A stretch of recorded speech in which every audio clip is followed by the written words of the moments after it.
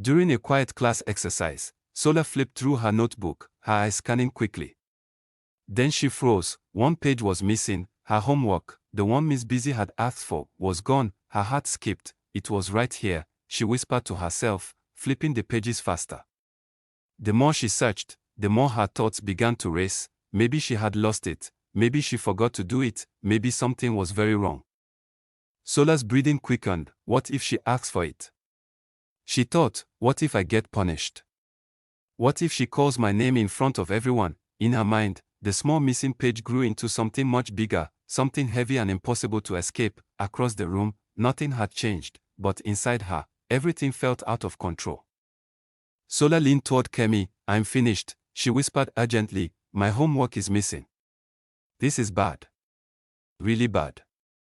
Kemi glanced at her calmly. Are you sure it's not just one page? She asked, but Sola shook her head quickly. No, this is serious, she insisted, already imagining the worst. In Sola's mind, the problem kept growing. She imagined standing in front of the class, unable to explain herself. She imagined being scolded, embarrassed, maybe even sent out. The missing page had become a mountain in her thoughts, tall, overwhelming, and impossible to climb. Meanwhile, Kemi watched her quietly, knowing something didn't add up. Miss Busy began walking between the desks. Let me see your work, she said calmly. Each step she took made Sola's heart pound louder. This is it, Sola thought, the moment everything goes wrong. She clutched her notebook tightly, as if it could somehow fix itself. Miss Busy stopped at Sola's desk. Sola slowly handed over her notebook, bracing herself. The teacher flipped through it once. Then paused. This page is here, she said gently, pointing. Sola blinked. There it was, folded slightly between two pages she had skipped in her panic. The missing work had never been gone.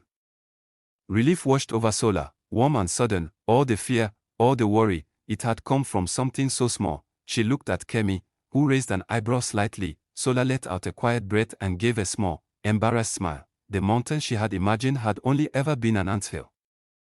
After class, Sola walked beside Kemi. I made it seem so big, she admitted. Kemi smiled. It was just a small thing, she said. You turned it into something else. Sola nodded thoughtfully. Next time, she would pause before letting her thoughts run ahead. Not every problem is as big as it feels.